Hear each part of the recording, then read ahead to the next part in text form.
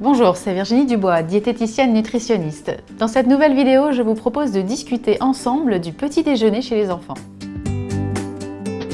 Il est souvent proposé de faire un petit déjeuner pour les enfants parce qu'on constate que ça permet de mieux réguler leur appétit et d'éviter notamment les grignotages, voire des compulsions alimentaires, notamment de sucré dans l'après-midi. On constate aussi que les enfants qui font un petit déjeuner ont des alimentations plus équilibrées et qui permettent de mieux satisfaire les besoins en vitamines et en minéraux. Et puis, quelques études montrent également que les enfants qui mangent le matin parviennent à être un peu plus concentrés en classe, surtout vers les coups de 10 ou 11 heures. De quoi devrait donc se composer un petit déjeuner pour les enfants ? Eh bien, on propose 3 composantes indispensables le matin. La première, c'est la boisson. Il est conseillé aux enfants de bien s'hydrater au réveil. Ça peut être bien sûr avec de l'eau, mais ça peut être aussi avec du lait.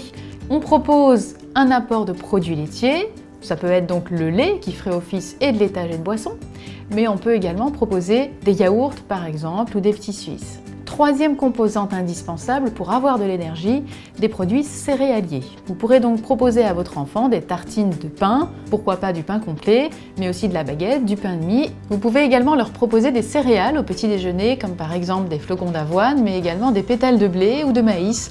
Favorisez donc bien sûr celles qui sont les moins sucrées. D'autres composantes sont également possibles, notamment les fruits que vous pouvez proposer, des bananes, des mandarines. On peut aussi proposer aux enfants des jus de fruits, plutôt des jus de fruits pur jus qui permettent de bien maintenir les vitamines du fruit. Sachez aussi qu'au quotidien, les petits déjeuners qui comprendraient des œufs durs, des omelettes, du jambon ne sont pas indispensables pour les enfants qui n'ont pas encore des besoins en protéines aussi importants. Concernant les viennoiseries, elles peuvent être intéressantes à proposer de temps en temps, pourquoi pas le week-end par exemple. Sachez qu'un croissant est équivalent en fait à 1/5 de baguette avec du beurre, c'est donc pas excessif. Le problème, c'est souvent que les enfants ne sont pas assez rassasiés après la consommation de viennoiseries. En revanche, pensez bien à limiter les produits comme la brioche. En effet, la brioche est aussi calorique que les croissants, mais le problème, c'est que bien souvent, on y ajoute quelque chose dessus, parfois du beurre, de la confiture et même de la pâte à tartiner, ce qui occasionne donc un petit déjeuner vraiment beaucoup trop riche en matières grasses.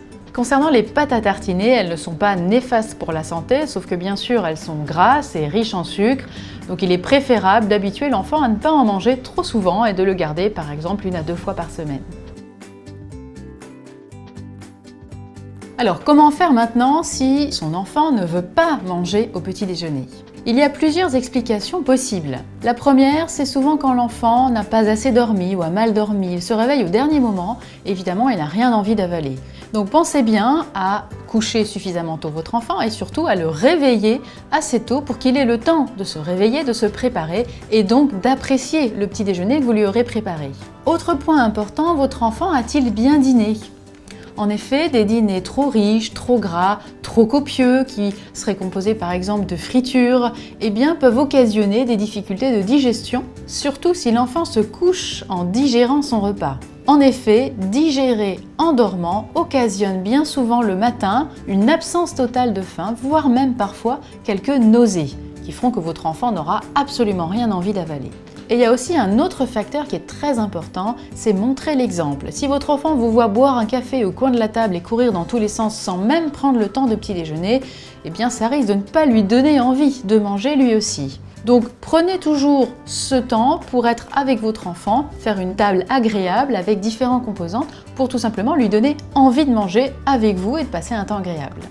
Donc vous l'avez compris, pour que votre enfant puisse avoir envie de faire un petit déjeuner, eh bien la première chose c'est qu'il dorme suffisamment, qu'il dîne équilibré et relativement léger, des repas peu copieux, et que vous preniez du temps avec lui pour pouvoir apprécier ce repas important de la journée.